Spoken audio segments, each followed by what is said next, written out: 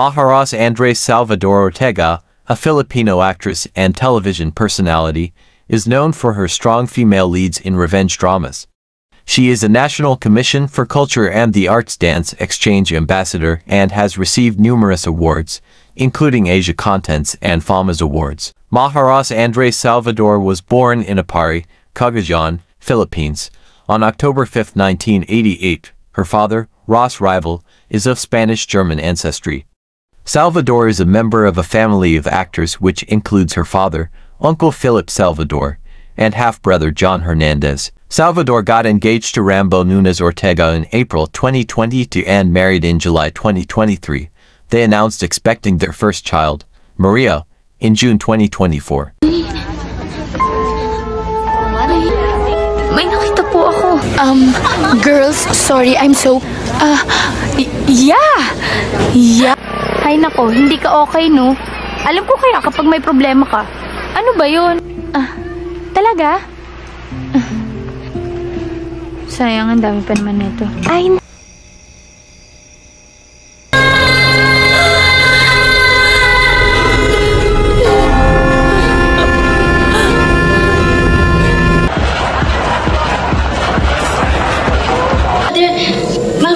hindi natin siya papiliin. Okay na raw, sabi ni Father. Salamat nga daw eh. Bahala na kayo dyan. Dapat sa beginning muna, di ba? Umpisahan natin sa family ko. Sir Ken! Si Mario, yung pinsan mong triathlete / sculptor / cosmohunk. Uy! Cute yun Kaya lang, ang hilig niyang manyansing. Type mong sumama. Okay naman. Ma, maghahanap na lang ako ng trabaho habang sem break.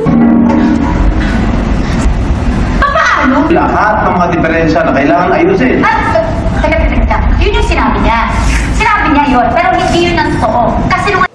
Para to sa kalahati ng populasyon ng Naga na naghihintay na makagraduate na ako. Arte mo. Next year naman, law friends ng kasama mong mag-celebrate. Julius, July. So pakidelete. Taram na phone. Nawala kang copy. Sa computer mo. At ako, mahilig ako maghuli ng insekto. Kinapalit ako sa garapon. Kasi yung nanay ko, laging nagagalit sa akin. Ano po yung pinapakiusap nyo? Office ng School Affairs for approval. Maliit lang yan kumpara sa naitulong mo sa akin. I decided... Parang sinanay ng isip at pagkatao ko sa ganung ginagawa sa akin. Na Maynila. Ako ng pera. Iwan ko na itong lugar na to. Sige na naman, pinapahirapan mo pa ako eh. Hirap na nga ako sa parents mo. Gagawin mo para sa akin. Kung bakit daw sila lumapit sa bitag ng alay. Gutom na sila. Pagod sa paghahanap ng punong kahoy para merong maibenta. Alam niyo na buong bayan. Kaya nila ako anak ng si Ben. Umaatras ako sa sobrang hiya o takot. Bigla na lang ako naglala. Ano ba yung Jeffrey na yan? Panigurado mo, asar na naman yan. Nakaka-enjoy. Hindi ka ba naniniwala na posibleng maghigantay isang kaluluwa? Footprints. May footprints ng maligno. Bakit naman kasi dito mo pa sa Pilipinas gusto mag-aral? Pwede naman dun sa Brazil, no? Ba't hindi ko hiniwalayan si James? Kailangan niya ako. Tindihan ko na. Na hindi ko plinano. At sinadyang lokohin ka. Oo. Inaamin ko, nagkamali ako. Hindi mo ba talaga mapapatawad yung mama mo? Hoy bata ha, huwag mo ako niloloko. Kung pupunta ka pa nga sa costume party, sige na mo. Sabagay, sasakripisyo ko sa sarili ko para sa mga taong mahal ko. Envelope na ho dyan sa table niyo. President Shen, kanina pa ho. Si Mrs. C daw ho, hindi ho makaka-attend dahil may meeting daw ho siya sa labas. May nagawa kayong pagkakamali sa minamahal niyo.